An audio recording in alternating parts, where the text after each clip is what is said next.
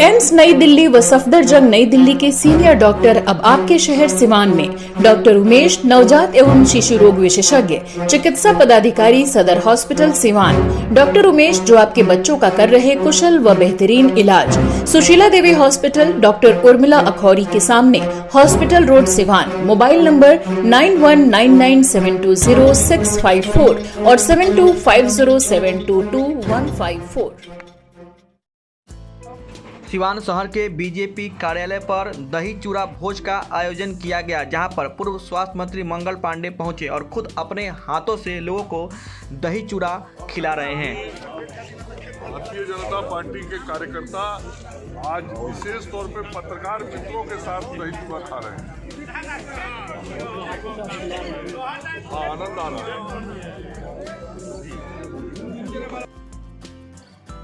साथ ही कई विधायक भी मौजूद हैं, देख सकते हैं। करणजीत सिंह उर्फ व्यास सिंह, देवस्कांत सिंह सहित तमाम जो बीजेपी के कार्यकर्ता और नेता हैं, सभी लोग अपने हाथों से दही चूड़ा लोगों को खिला रहे हैं। वहीं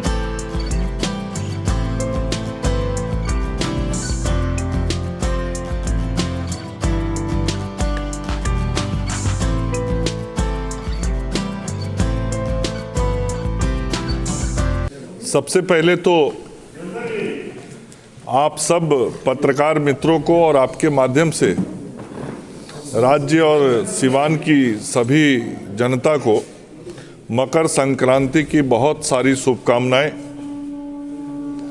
मकर संक्रांति के पश्चात सूर्य उत्तरायण होते हैं और सूर्य का प्रकाश और तेज होता है और उस प्रकाश से राज्य और देश और प्रकाशित हो और विकसित हो, ऐसी शुभकामनाएं मैं आप सब लोगों को देता हूं।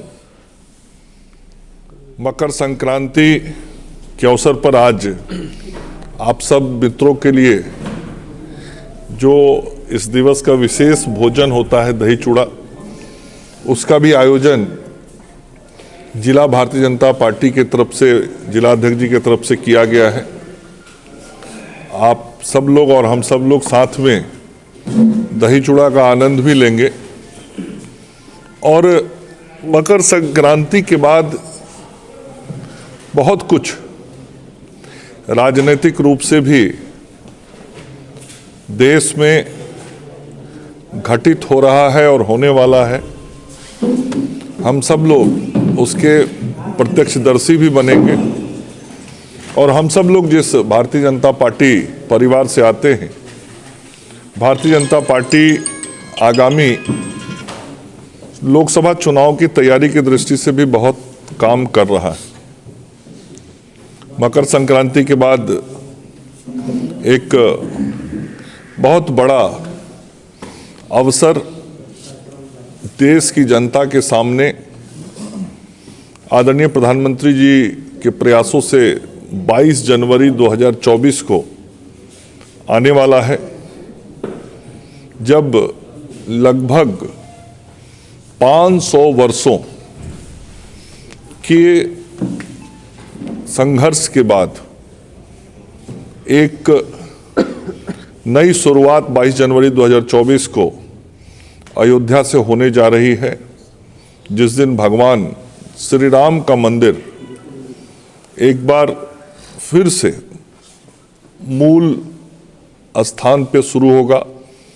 भगवान श्री राम वहाँ फिर से विराजेंगे, उनकी प्राण प्रतिष्ठा होगी और भव्य राम मंदिर का उद्घाटन भी उस दिन प्रधानमंत्री जी के करकमलों से होगा और संपूर्ण देशवासी, संपूर्ण देश के लोग इस ऐतिहासिक क्षण के गवाह बनेंगे। और सबसे अच्छी बात यह है कि पूरा देश, और हम जानते हैं कि हमारे देश में सभी विभिन्न समाज और संस्कृति के लोग रहते हैं, सभी लोगों के सद प्रयासों से यह ऐतिहासिक कार्य प्रधानमंत्री जी के द्वारा होने जा रहा है। तो वह एक बहुत ही शुभ दिन संपूर्ण देशवासियों के लिए होगा। देश की संस्कृति को जब 500 साल पहले कभी चोट पहुंची थी, वह संस्कृति फिर से पुनर्स्थापित होगी वह स्थान जिसका इतिहास में विशेष महत्व था, वह स्थान एक बार फिर से गौरवान्वित होगा। और इसके साथ ही भारतीय जनता पार्टी चुनाव की तैयारी की दृष्टि से भी लगातार कई काम और कार्यक्रम कर रही है, जहां एक तरफ बूथ स्तर पर संगठन को मजबूत करने के प्रयास राष्ट्रीय स्तर पे चलाया जा रहा है। हर बूथ पे भारतीय जनता पार्टी की टीम और टोली सक्रियता के साथ काम करे, जहां एक तरफ वो प्रयास हो रहा है, वहीं दूसरी तरफ नरेंद्र मोदी जी की सरकार ने पिछले 9.5 वर्षों में देश की गरीब जनता के लिए जो काम किए हैं, कार्यक्रम चलाए हैं, उन काम और कार्यक्रमों को विकसित भारत संकल्प यात्रा के माध्यम से हम सरकार के कार्यक्रमों से जुड़ के लोगों तक पहुंचाने का काम कर रहे हैं। चाहे गांव के गरीब के लिए प्रधानमंत्री आवास बनाने का काम हुआ हो, या उन घरों तक बिजली पहुंचाने का काम हुआ हो, पेयजल पहुंचाने का काम हुआ हो, उस घर के अंदर गैस चूल्हा पहुंचाने का काम हुआ हो, शौचालय बनाने का काम हुआ हो, किसानों को किसान सम्मान निधि योजना का पैसा पहुंचाने का काम हुआ हो, या महिलाओं के खाते में कोरोना काल में पैसा भेजने का काम हुआ हो। ऐसे सारे काम जो गरीबों के लिए हुए हैं, उन योजनाओं को भी हम लोगों तक पहुंचा रहे हैं। और आदरणीय प्रधानमंत्री जी का जो संकल्प है विकसित भारत का, जब देश आज़ादी के 100 साल पूरे कर रहा होगा 2047 में, उस वक्त यह देश आत्मनिर्भर होगा, उस वक्त यह देश विकसित होगा। अभी तक हम भारत के लोग इस देश को विकासशील देश कहते थे, डेवलपिंग कंट्री कहते थे, लेकिन अब हमारा भारत डेवलपिंग नहीं होगा, डेवलप्ड होगा, विकसित होगा। और इस सोच और सपने के साथ देश की बुनियादी ढांचों को मजबूत करते हुए, विकास के नए आयामों को गढ़ते हुए चंद्रमा तक भी पहुंचने का काम भारत ने किया है। और इन सारी उपलब्धियों को हम जनता तक पहुंचाने का काम कर रहे हैं। इसके साथ ही जो गरीबों के कल्याण के और कार्यक्रम अभी करने हैं, वो बातें भी हम लोगों तक पहुंचा रहे हैं। मोदी की जो गारंटी है ये देश को विकसित करने का, उस गारंटी को पहुंचा रहे हैं। मोदी है तो मुमकिन है, इस विश्वास को लोगों के जहन तक उतारने का काम कर रहे हैं। और लोगों का भरोसा और विश्वास भी हम सब लोगों को, भारतीय जनता पार्टी के कार्यकर्ताओं को, समर्थकों को, शुभचिंतकों को मिल रहा है। और देश और बिहार की जनता का भरोसा एकमात्र केवल और केवल भारतीय जनता पार्टी और एनडीए के हमारे सम्मानित नेता और प्रधानमंत्री नरेंद्र मोदी जी पर है, जिनके नेतृत्व में लोगों को भरोसा है कि देश विकसित और आत्मनिर्भर बनेगा। और इन कार्यक्रमों के साथ साथ हम सब लोग, जो आगामी लोकसभा के चुनाव है, उस चुनाव की तैयारी के लिए भी अन्य कार्यक्रम भी हम सब लोग कर रहे हैं। अभी आगे आने वाले समय में वैसे अलग अलग कार्यक्रमों की जानकारी भी आप सब लोगों को मिलेगी। सर, एक सवाल है कि कल, देखिए, ये तो इन विषयों पे मैं टिप्पणी नहीं कर सकता। अब आप पत्रकार मित्र चेहरे की हंसी और खुशी पढ़ लेते हैं। हम लोग जो राजनीतिक लोग होते हैं अपना अपना काम करते रहते हैं। हम लोग जो भारतीय जनता पार्टी के लोग हैं, हम लोग अपना काम कर रहे हैं। बाकी दूसरे दल के जो लोग हैं वो अपना काम कर रहे हैं। क्या लग रहा है? और आप पत्रकार मित्र अपना काम कर रहे हैं। सर, 22 तारीख को राम आएंगे। हाँ, जरूर आएंगे। तो तेज प्रताप यादव कह रहे हैं कि हमको सपना में राम जी आए थे, बातचीत हुआ, वो कह रहे हैं 22 तारीख को नहीं आएंगे। वीडियो क्लिप हमारे पास मौजूद है। तो नहीं, आप उनके क्लिप को दिखाइए, लोगों को जो प्रतिक्रिया देना होगा उनके उस वक्तव्य पर। ये ढोंग कर रही है। ये ढोंग है कि सत्य है, ये तो देश जानता है। जैसा मैंने शुरू में कहा, 496 वर्ष का इतिहास है और वह इतिहास कोई छिपा हुआ इतिहास नहीं है। पिछले 40-50 वर्ष के इतिहास को तो हम लोगों ने प्रत्यक्ष देखा है, उसके भी 50 वर्ष पूर्व के इतिहास को हम लोगों ने अपने बाप दादों से सुना है, और उसके पीछे के इतिहास सारे पन्ने पे लिखे हुए।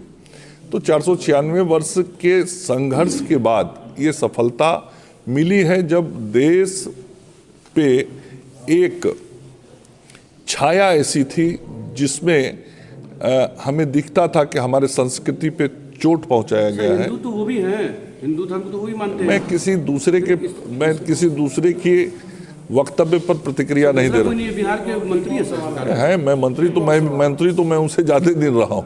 सर एक और सवाल है, कुछ धर्माचार्यों का कहना है कि अधूरे मंदिर पर प्राण प्रतिष्ठान की जा रही है चुनाव को देखते हुए।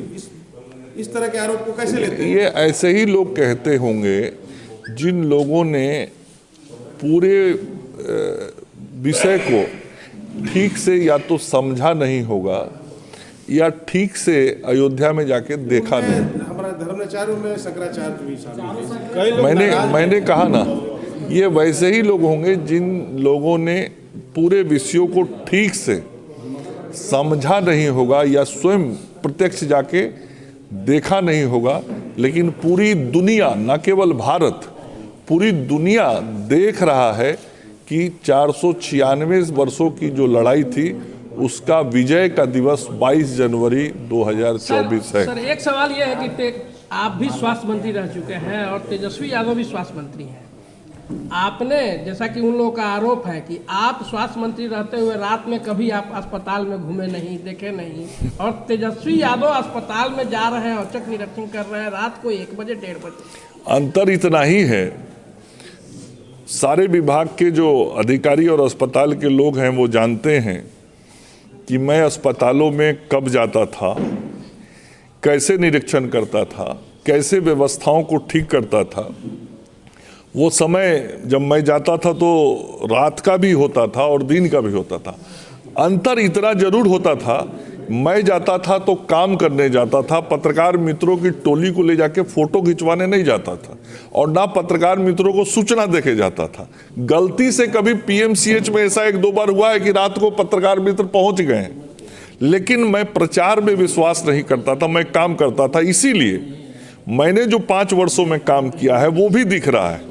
और अब तेजस्वी जी के भी स्वास्थ्य मंत्री बने हुए 1.5 साल होने जा रहे हैं। अब छोटा समय नहीं, मैं पहले नहीं बोलता था, लेकिन अब 1.5 वर्ष हो गए। जरा 1.5 वर्ष में तेजस्वी जी बता दे कि जितने चीजों को मैंने शुरू किया था उसमें कितना प्रगति उन्होंने किया है। आज इस सिवान के अंदर मुझे तकलीफ हो रहा है, जिस मेडिकल कॉलेज की शुरुआत जिस गति से हमने कराई थी, आप सब लोग देख रहे हैं, गवाह हैं, जाके देखिए तो क्यों वहां पे काम धीमा हो गया है। और केवल सिवान ही नहीं, पूरे बिहार के अंदर 13 मेडिकल कॉलेज मैंने शुरू किया, सबके काम धीमे हो गए या बंद हो गए। ऐसे आज IGIMS पटना का 500 बेड का अस्पताल मैंने बना के खड़ा कर दिया था, आज उस सारे को विवाद में इन लोगों ने फंसा दिया और वहाँ वो अस्पताल शुरू नहीं हो रहा है। सर आप सब कुछ किया, लेकिन गिरिडीह जिला में ट्रॉमा सेंटर नहीं है, 20 लाख की आबादी है, क्या इसका मलाल है आपको? नहीं, आपको ट्रॉमा सेंटर के बारे में पहले जानकारी लेना चाहिए। ट्रॉमा सेंटर कहते किसको है? ट्रॉमा सेंटर उसको कहते हैं जहाँ पे कार्डियक ट्रीटमेंट होता है, जहाँ पे न्यूरो ट्रीटमेंट होता है, जहाँ पे ऑर्थो ट्रीटमेंट होता है, और ये सब एक साथ जहाँ होता है उसको ट्रॉमा सेंटर कहते हैं। बात सुन लीजिए पहले, तब बोलिएगा। और इस सारा कुछ मेडिकल कॉलेज में होता है। अब मेडिकल कॉलेज का शुरुआत मंगल पांडे ही किया है, वो ट्रॉमा सेंटर से बड़ा चीज है, ये आपके ध्यान में रहना चाहिए। बोर्ड लिखने से ट्रॉमा सेंटर नहीं होता है, ट्रॉमा सेंटर की व्यवस्थाएं होती हैं। अरे भाई मेरे सर 22 जनवरी को दिवाली की तरह फिर पूरा सजेगा भारत? पूरा भारत ही नहीं सजेगा, पूरा दुनिया सजने वाला है। और आप सब लोग देखेंगे कि उस दिन धर्म की भी दीवारें टूटेंगी, और ऐसा नहीं कि केवल हिंदू धर्म के तो लोग करेंगे ही करेंगे, अन्य धर्मावलंबी भी देश के इस खुशी के मौके पर शिरकत करेंगे, शामिल होंगे, और सब लोग ऐसे समारोह में शामिल होंगे और दीपोत्सव पूरी दुनिया में होगा। ये उत्साह का माहौल है, इस वक्त उत्साह का माहौल चल रहा है। लाखों रुपए कांग्रेस लगातार आप लोगों पर हावी है, कि पहले 2014 में 55 लाख करोड़ का कर्ज था, अब 155 लाख। देखिए, कांग्रेस पार्टी महात्मा गांधी की पार्टी रही नहीं। महात्मा गांधी की पार्टी रहती तो जिन्होंने भगवान राम को याद किया था वो इस राम के मंदिर के उद्घाटन के अवसर पर जरूर आते, लेकिन अब वो महात्मा गांधी से निकल के वो जवाहरलाल नेहरू की पार्टी है, वो राहुल गांधी की पार्टी है, राजीव गांधी की पार्टी है, इंदिरा गांधी की पार्टी है, और इन सारे लोगों के बीच में बहुत विचारों में परिवर्तन आया और आते आते आज कांग्रेस अपने मूल रास्ते से भटक चुकी। इसीलिए एक बार महात्मा गांधी ने कहा भी था कि कांग्रेस का काम, आज़ादी के बाद कहा था, कांग्रेस का काम पूर्ण हो गया, इसे समाप्त कर देना चाहिए। शायद महात्मा गांधी जी को आभास था कि आगे आने वाले जो कांग्रेसी होंगे वो ऐसे ही होंगे जो भगवान राम का सम्मान भी नहीं करेंगे। सर, इंडिया गठबंधन से मायावती अपने आप को दूर रख रही है, क्या कहिएगा? एक मिनट तो नहीं हुआ। सर, आपको नहीं लगता कि जिस तरह से आपने कहा कि आज गांधी जी की पार्टी माने कांग्रेस नहीं रही, तो आपको नहीं लगता कि समय के साथ भाजपा भी बदल गई है? आज अटल आडवाणी की भाजपा भी नहीं रही, आज नरेंद्र मोदी की भाजपा उनके रह गई है। ये आडवाणी की भाजपा नहीं होती, अटल जी की भाजपा नहीं होती तो आज राम मंदिर का उद्घाटन नहीं होता। तो आडवाणी जी को क्यों नहीं बुलाया गया? आडवाणी जी को बुलाया गया। चंपत राय ने खुद प्रेस कॉन्फ्रेंस करके कहा कि उनकी तबीयत खराब है, मुरली मनोहर। मैंने क्या कहा? आडवाणी जी को बुलाया, आपको यहाँ नहीं आना चाहिए। आडवाणी जी को बुलाया गया। मैं ही यदि आज अस्वस्थ हूँ, आडवाणी जी का अवस्था आपको मालूम है? उस उम्र में ये हम सब लोगों का सौभाग्य है, हम सब अपना सौभाग्य मानते हैं कि ऐसे वरिष्ठ लोग आज हम सब लोग के बीच ईश्वर की कृपा से हैं और उनका स्नेह और उनका मार्गदर्शन हम सब लोग को मिल रहा। इस उम्र में अस्वस्थता होना बहुत सौभाग्य। 95 वर्ष की उम्र बहुत बड़ी उम्र थी, लेकिन आज राम मंदिर वहाँ स्थापित हो रहा है तो वह अटल जी और आडवाणी जी का ही देन। तो ऐसे व्यक्ति को सर, अगर ऐसे व्यक्ति को पार्टी नजरअंदाज कर रही है, कहाँ नजरअंदाज? आंदोलन की शुरुआत भैया आपके कहने से नजरअंदाज नहीं। सर, सुरक्षा की बात की जाए या स्वास्थ्य की बात की जाए तो ये तो कर सकती है ना पार्टी, इसमें बड़े भैया मैं क्या कह रहा हूँ, मैं भी भारतीय जनता पार्टी का कार्यकर्ता हूँ ना, मैं बहुत जिम्मेवारी के साथ कह रहा हूँ, मैं एक जिम्मेवार दायित्ववान कार्यकर्ता हूँ। मैं बहुत जिम्मेवारी के साथ कह रहा हूँ कि आज अयोध्या में जो राम मंदिर बन रहा है, उस राम मंदिर को बनाने में अटल जी और आडवाणी जी की बहुत बड़ी भूमिका है। आज ये सौभाग्य है आदरणीय नरेंद्र मोदी जी का और हम लोगों का कि हम लोग उसको मूर्त रूप दे रहे हैं और देख रहे हैं। भारत जोड़ो यात्रा फिर से मणिपुर में शुरू हो गया, कांग्रेस ने शुरू किया है, और एक तरफ भारतीय जनता पार्टी 22 तारीख को उत्सव मना रही है। दोनों को किस तरह अब आप देखिए, जो यात्रा उन लोगों ने शुरू की वो किसी गठबंधन के लोग हैं, उनके गठबंधन में सिर्फ उटौवल हो रहा है कि अकेले काहे यात्रा पर निकले हैं, इनको गठबंधन के लोगों को लेकर चलना चाहिए। तो हम लोग तो विपक्ष के लोग हैं, उनके गठबंधन के लोग ही उनकी यात्रा का विरोध कर रहे हैं। सर, महागठबंधन से मायावती अपने आप को दूर रख रही है। अब दही चूड़ा खाई जाओ। जेडीयू और बीजेपी में फिर से नजदीकियां बढ़ रही है, क्या लग रहा है? इंडिया गठबंधन के भविष्य को कैसे देखते हैं और जो नेतृत्व चल रहा है उसके बारे में क्या? मैं बहुत पहले से कहता रहा हूं, ये इंडिया गठबंधन चलने वाला नहीं है, इसको राजनीतिक सफलता मिलने वाली नहीं है, इसकी कोई राजनीतिक गंभीरता नहीं है। जनता ऐसे किसी भी गठबंधन को स्वीकार करने के मूड में नहीं है। इस गठबंधन के अंदर कोई नीति नहीं है, कोई नेता नहीं है, कोई नेतृत्व नहीं है, और यह विशुद्ध रूप से कुछ वैसे लोगों का जमावड़ा है जो भ्रष्टाचार के रिकॉर्ड कायम करते हैं। हाँ, वैसे लोगों का यह जमावड़ा है और नरेंद्र मोदी वैसे लोगों पर कार्रवाई करते हैं, तो उनसे बचने के लिए, उनसे लड़ने के लिए ये एक गठबंधन बनाते हैं। तो ये भ्रष्टाचारियों का गठबंधन ईमानदार मोदी से लड़ने के लिए है। जनता ईमानदार मोदी के साथ खड़ी है, इसलिए इन भ्रष्टाचारियों की हार भी होगी। और चूंकि ये स्वार्थ का गठबंधन है, इसलिए इसमें फूट भी होगा। एक कहावत है, कहीं का ईंट कहीं का रोड़ा, भानुमती ने कुनबा जोड़ा, ये भानुमति का कुनबा है, ये निश्चित रूप से चुनाव के पहले ही बिखरने वाला है, जिसका कई सारा संकेत आप सब लोगों को देश भर में मिल रहा है।